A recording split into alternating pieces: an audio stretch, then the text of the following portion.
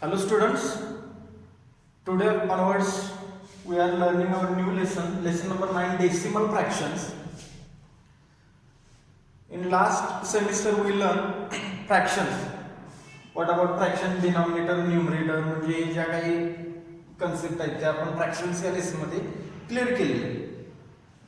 आता आपण बघायचं डेसिमल फ्रॅक्शन्स. डेसिमल फ्रॅक्शन्स म्हणजे काय नेमकं? फ्रॅक्शन म्हणजे आपल्याला माहिती आहे. फ्रॅक्शन म्हणजे काय?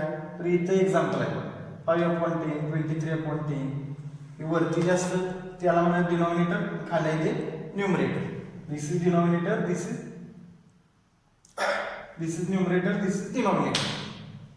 Then a fraction whose denominator is 10, 100 or 1000 or any other 10 times multiple of 10 is called a decimal fraction. Means a fraction whose denominator, a fraction, आता हा एक फ्रॅक्शन आहे.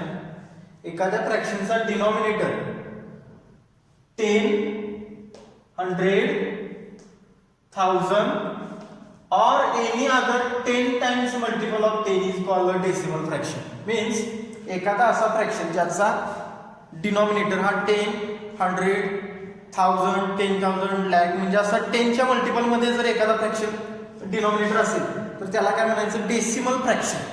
डेसिमल फ्रॅक्शन मीन्स म्हणजे 10 किंवा 10 टाइम्स मध्ये येणाऱ्या एखाद्या नंबरनं तो फ्रॅक्शन तयार होत असतो. तर पुन्हा एकदा बघा, decimal fraction means a fraction whose denominator is 10, 100 or 1000 or any other 10 times multiple of 10.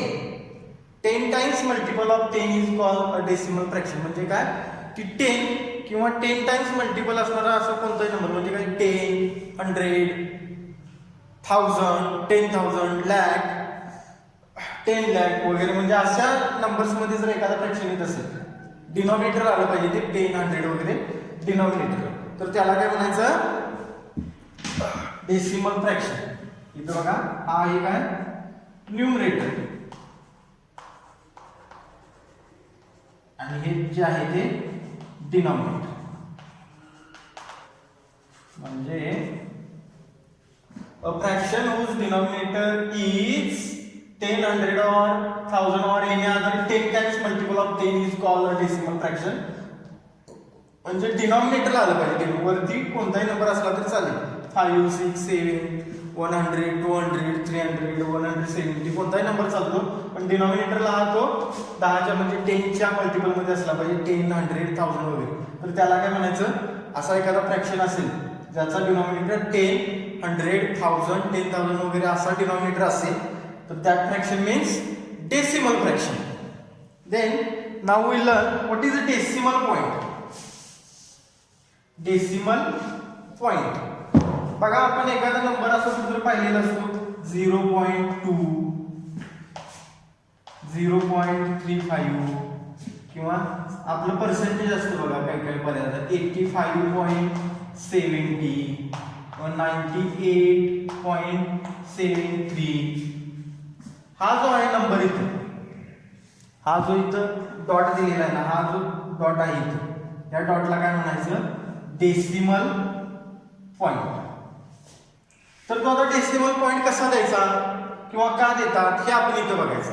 म्हणजे what is the use of decimal point and why this points give to any example. म्हणजे 0.2, 0.35, 85.70, 98.73 तो पॉइंट का देतात किंवा कसा दिला जातो ते आपण इथं बघायचं.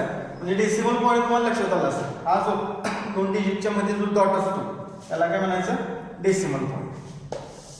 तर इथं बघा सुरुवातीला आपण हेच एक्झाम्पल घेऊ 5/10. 5/10 म्हणजे तुम्हाला लक्षात येते की बघा 5/10 this is the fraction and which fraction? Decimal fraction. मग फ्रॅक्शन जे आहे हा डिव्हिजन मधलाच एक पार्ट आहे, मी तुम्हाला बऱ्याच वेळा सांगितलेलं आहे. त्याला काय म्हणायचं? Numerator, denominator. न्यूमरेटरला डिनॉमिनेटरनं डिवाइड करायचं. Means 5 divide by 10. आता 5 ही छोटा आहे, 10 इज बिगर दॅन 5. देन 5 ला डिवाइड कसं करायचं बघा, 5 डिवाइड बाय 10. राईट हियर 0, त्याला 50 करायचं आणि इथं आपण समोर द्यायचं म्हणजे आपल्या लक्षात राहील की आपण इथं 0 ऍड केले. मग बघा 10 5 50, 10 5 50 म्हणजे आन्सर काय आलं 5. पण आपण इथे 0 ऍड केलेला आहे म्हणून ते काय करायचं बघा, त्या नंबरच्या लेफ्ट साइडला तो 0 ऍड करायचा. कुठं इथं 0 5 आणि इथं डॉट द्यायचा. म्हणजे 5/10 आन्सर काय आलं 0.5. आता इथं बघा 23 म्हणजे हे तुमच्या लक्षात येईल. 23/10 कसं येणार बघा ते 23 डिवाइड बाय 10. 23 डिवाइड बाय 10 आपल्याला माहिती आहे बघा 10 2s are 20. 23 minus 23. आता 10 डिवाइड बाय 3 डिवाइड बाय 10 होतं का नाही. मग आपण काय करायचं इथे 0 ऍड करायचा. 0 ऍड केला इथे 0 दिला. आपण हे एरो देऊन लिहितोय म्हणजे काय आपल्या लक्षात राहण्यासाठी की इथं आपण 0 ऍड केलेला आहे. मग 10 3s are 30 बरोबर ना 0 0. मग लक्षात घ्या आपण 3 ला इकडे 0 ऍड केलेला आहे म्हणून 3 च्या इथं पॉइंट द्यायचा 2.3. इथं काय केलं बघा 0.5 म्हणजे 5 च्या अलीकडे आपण पॉइंट दिलेला 3 च्या अलीकडे म्हणजे 23/10 आन्सर बिकम्स 2.3. देन बघ 72/100. आता हे थोडी इंटरेस्टिंग आहे बघा 72 divide by 100. 72/100 means 72 divide by 100. हा हे सगळे डेसिमल फ्रॅक्शन आहे. फक्त आपण ते डेसिमल पॉइंट मध्ये कसं द्यायचं याचा आन्सर काय 2.3. आता याचं बघा 72/100 हे कसं सॉल्व्ह करायचं. आपण इथे 0 ऍड करायचं. आपण इथे 0 ऍड केलेलं कुठं 70 च्या समोर. देन 100चं टेबल आपल्याला माहिती आहे 100 7s are 700. Then 0 minus 0 2 minus 0 2 0. आता बघा 20 डिवाइड बाय 100 होतं का नाही. मग आपण इथं पुन्हा 0 घ्यायचा आणि तो इथं लिहायचा. आपण तिथं 0 घेतलाय. पुन्हा बघा 100 2s are 200. 100 2s are 200. 0 0 0. आपण 0 किती घेतले बघा 1 and 2. 1 and 2 म्हणून आपण इथं 1 2 हे दोन नंबर सोडायचे डॉट द्यायचे. याचा आन्सर काय आलं बघा आन्सर इज 0.72. म्हणजे लक्षात येते का बघा आपण त्या नंबरला डिवाइड करताना जर तो नंबर छोटा असेल तर तिथं आपण एक असा एक्स्ट्रा 0 घेतले आणि त्या पद्धतीने ते सॉल्व्ह केलेलं. आणि जे काय आन्सर येतं that answer means decimal point आपण घ्यायचा बघा 0.5. फ्रॅक्शन काय आहे आपला रेग्युलर फ्रॅक्शन 5/10 तो आपण अशा पद्धतीने सॉल्व्ह केलेला आहे. म्हणजे पुन्हा बघताना हा थोडा या व्हिडिओ थोडं रिव्हिजन करा किंवा रिवाइंड करून पुन्हा एकदा बघा हे आपण कशा पद्धतीने सॉल्व्ह केलेलं आहे ते. 5/10 answer becomes 0.5. 23/10 answer becomes 2.3.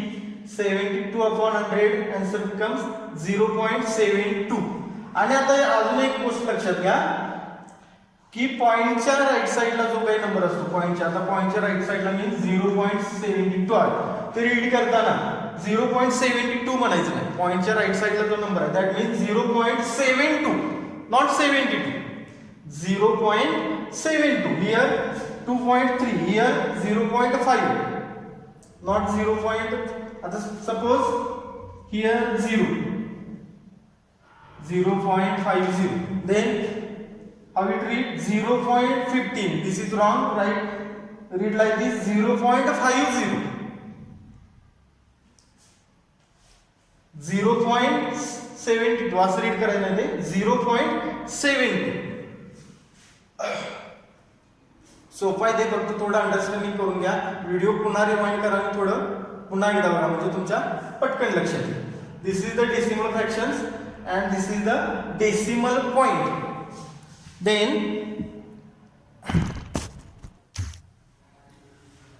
now we solve your example number first from problem set 36. म्हणजे आपण जर सगळे एक्झाम्पल घ्यायचे म्हटले तर हा व्हिडिओ फारच मोठा होतो. मी एक सोडून दाखवतो, त्या पद्धतीने तुम्हाला सोडवता येते का बघा. बघा 3 and 9/10 हा आता काय mix fraction, this is the mix fraction आपल्याला माहिती आहे. हा ह्या आपण सोडवायचं, फक्त डेसिमल पॉईंट सोडवताना ही या इथून सोडवायचं एवढंच. हे 3 आहे असंच द्यायचं 3. आता बघा 9/10, 9/10 हे मी तुम्हाला मगाशी सांगितले कसं 9/10. इथं एक 0 घ्या, 10 9 जा 90, 90 minus 90 0. आपण इथे एक 0 घेतलेला आहे म्हणून तो पॉइंट 0.9. म्हणजे हे आन्सर काय बघा 3 and 9/10 मीन्स 3.9. या 0च्या जागी आपण काय लिहिलं 3.9. अजून एक एक्झाम्पल घेऊया. Example number 8. बघा 8/10 आहे इथं, हे पण असं सोडवून बघा.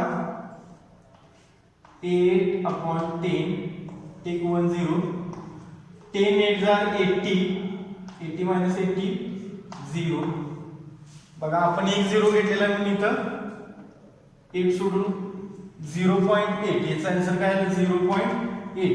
हा काय मिक्स फ्रॅक्शन नाही, आपलं रेग्युलरच आहे. अजून एक बघा एक्झाम्पल नंबर 3. 5 and 3/10, 5 and 3/10 हे पण तसंच सॉल्व करायचं. कसं आधी फक्त हे सॉल्व करायचं. 3/10, 3/10. आता 3 छोटा आहे म्हणून काय करायचं 1 0 इथं घ्यायचा. 10 3 जा 30, 30 minus 30 0. आपण इथे 0 घेतलेला आहे, तो 0 इथं घ्यायचा आणि पॉईंट द्यायचा. म्हणजे याचा आन्सर काय येणार बघा 0.3 मीन्स 5 हे आहे असं 5.3. म्हणजे अशा पद्धतीने एक्झाम्पल सॉल्व करायचा ट्राय करा. आणि थोडं जर अवघड वाटत असेल तर व्हिडिओ पुन्हा पुन्हा रिवाइंड करून ट्राय करा आणि सॉल्व करा. Problem set 36.